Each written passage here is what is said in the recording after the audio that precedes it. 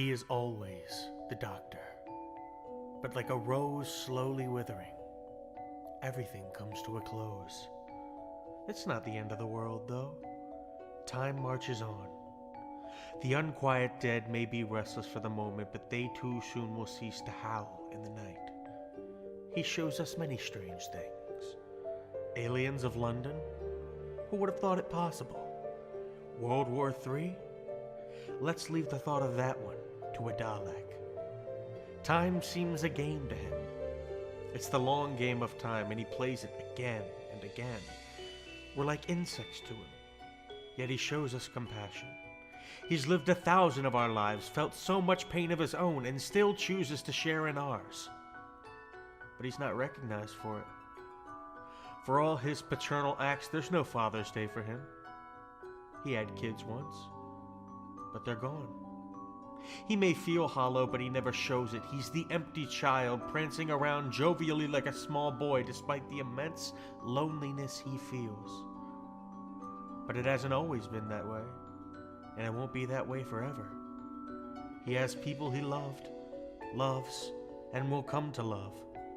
But for now, the doctor dances through time, saving people, spreading joy, and putting others before himself. It's dangerous. At any point, things might explode in his face. Boom!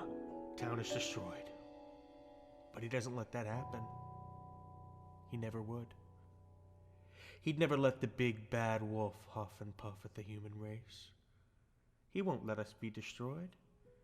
There won't ever be a need to prepare for the parting of the ways because he's never going to leave us. We're fantastic. And you know what? So is he. He is always the doctor. The Christmas invasion was a terrible time, but he was a beacon of light in the darkness. We were set to be destroyed, but he saved us. And with the knowledge of alien life, we forged a new Earth. One prepared to defend itself, at least until he arrives. We fight tooth and claw for ourselves, and if we can't do it, the doctor will make sure we can. It's like a school reunion when he stops by. Old friends catching up. Remember the girl in the fireplace? Those were good times. No matter what may threaten us, he will stop it. He halted the rise of the Cybermen. The age of steel never came to pass, and yet, only a few notice him and his deeds. Everybody else is ignorant of what happens outside the idiot's lantern. We're an intelligent race, and we're so primitive at the same time. We're the impossible planet full of contradictions. We attack when we see fit, even if unprovoked. If we keep this up, we'll become a den of sin. The Satan pit will open beneath us and we'll be swallowed up. We must try to make peace and defend each other. It may seem unlikely. Love and monsters do not mix. The female alien in the corner is terrifying. How can we make friends with that? But we should not fear her. We should embrace her. For all the skeletons she hides in her closet, the human race has an army of ghosts that we created. And if we're not careful, doomsday might come a lot sooner than we expected. He is always the doctor. The runaway bride can flee the scene, leaving her vows behind and searching for a new beginning.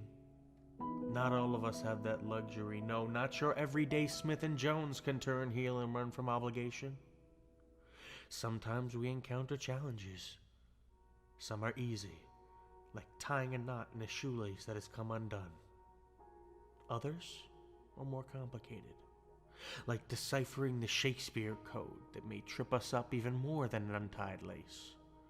We may stutter, stall, stagnate. It may feel like our lives are stuck in a gridlock, but we press onward, if not for us, for him, because he never stops moving forward. Daleks in Manhattan? Child's play. Evolution of the Daleks? They've gone through many iterations, and he's stopped them at every turn. Like the Lazarus experiment, he seems to remain youthful and ready to run at a moment's notice. He's a legend, the answer to all our problems, like the number 42. But as much as we rely on him, who can he rely on? Human nature doesn't always mesh with such benevolence. Who will save the Savior when the family of blood comes to devour him?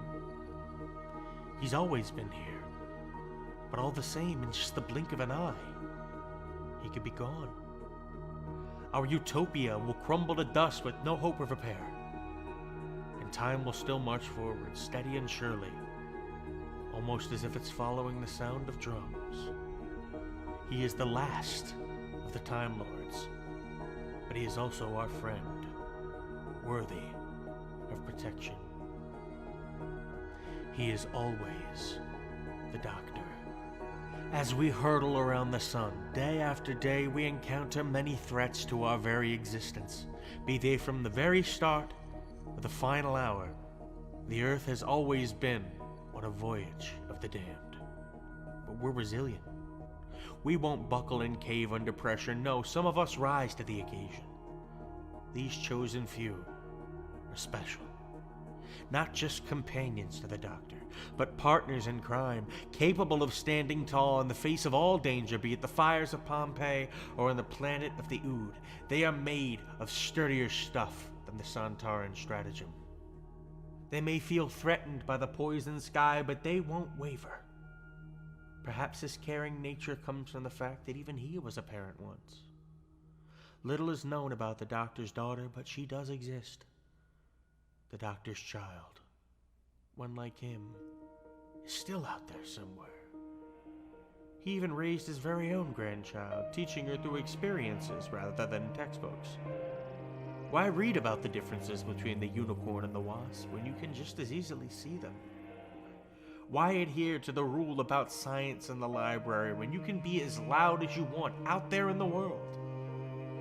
But, like so many before her, she had to stop at some point. Such is the way of the companions. You can trudge with the Doctor through the forest of the dead from dawn until midnight, but nothing lasts forever. For every twist and turn in the right direction, there comes a time where you have no choice but to turn left. For all your adventures from here to beyond, from Mars and the Milky Way to the stolen Earth and the Medusa Cascade, every story has its conclusion. Every tale has a resolution. It's inevitable. We're always headed towards our journey's end. He is always the Doctor, and whether or not his face is his own or that of the next Doctor, he will never stop trying to help us. He will not let Earth become a planet of the dead. Come hell or high water, he will do what he can to save us. He'll travel against the current, heedless of the danger he may be wading into. The waters of Mars are just as treacherous as anything, but he braved them anyway. He's our friend, and we're his. So it is until the end of time. There may come a time when we have to say goodbye, and so will he. He may not want to go, but he must. He is always the Doctor, and he always will be.